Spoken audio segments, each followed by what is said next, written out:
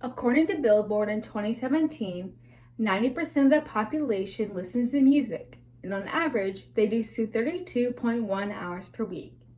Music acts as a universal language for almost everyone, and when it is made available at your fingertips, it is even more enjoyable. Two of the most popular apps to listen to music via an electronic device are Spotify and Apple Music. Spotify is the best outlet to listen to music because it is a more inclusive app that showcases many features that Apple Music lacks. As an active user of Spotify, I feel very credible to argue on behalf of Spotify. But which streaming service will be music to your ears? In my speech today, I will discuss the price differences, special features, and the overall design of the app. Now that we have an overview, we can go into deeper detail on how Spotify is the better option over Apple Music.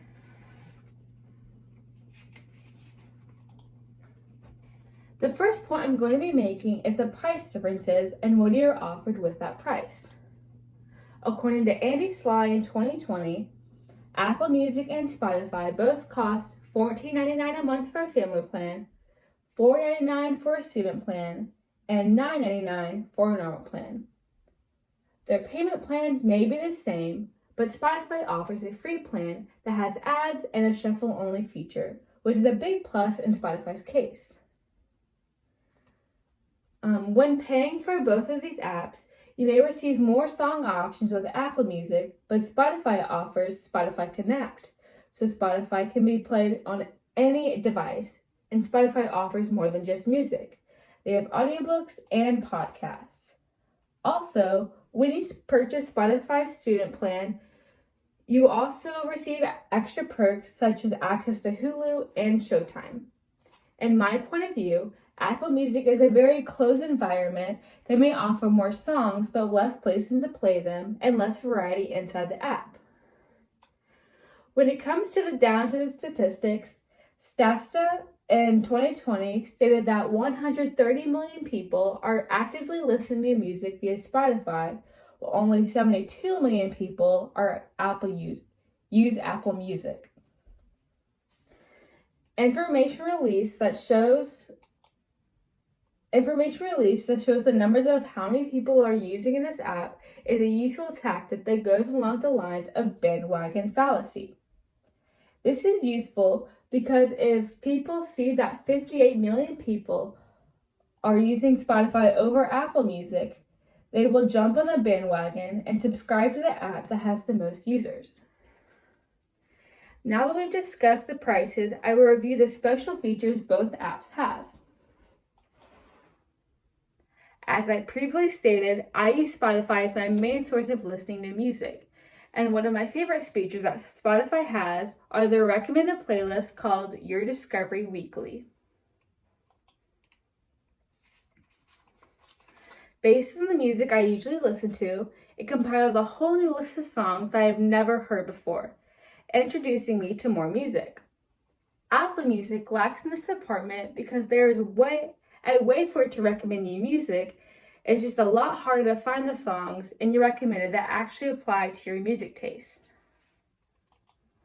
Spotify has this feature where you can follow your friends and see what they're listening to in real time, which is always an interesting tool to look at. Another one of my favorite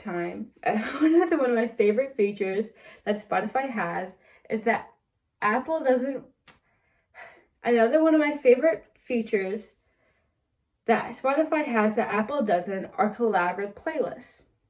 I use collaborative playlists all the time when making playlists with my friends because it's a fun and easy way to share your music and get a unique playlist at the end of it all. Lastly, a great feature Spotify offers that Apple doesn't is it has a driver mode that is a safer way to listen to music in the car. According to Simon Batt in 2019, it allows other people to connect to your phone so you will not be distracted while driving. And when in car view, the buttons become bigger so if someone else is not available, selecting songs is a lot safer than in Apple Music. By providing these points, Spotify is creating a positive motivation for the audience. They are telling us by listening to how amazing their app is compared to Spotify and acting on it, it will end in a positive result rather than a negative one if you chose Apple Music. With these special features in mind, we can move to my last point, which is overall design of the apps. Despite the fact that both Spotify and Apple Music are both apps to make listening to music easier, they greatly differ in design and format. Like many Apple affiliated products, Apple Music offers a light and dark mode that you can change in the settings, which Spotify does not have. But it is way easier to edit Spotify's preferences by simply going to the app settings. For Apple Music, you must go into your phone settings, find the app in there, and then change what you want, but it's making it way more difficult. Both apps have similar layouts, but Apple Music has more unnecessary sections, while Spotify has the upper hand by having less sections and being easier to navigate.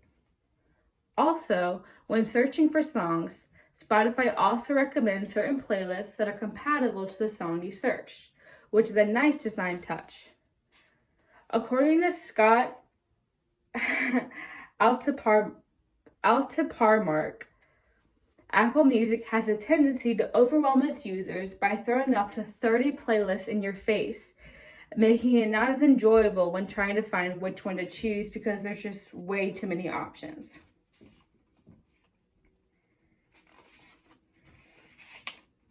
In conclusion, while looking at the price differences, the special features, and the overall design, it is clear that Spotify is the better option for fellow music lovers. It is not expensive, and it is compatible for almost every device while offering great organizational and safety features. I, of course, prefer Spotify, but which streaming service will be music to your ears?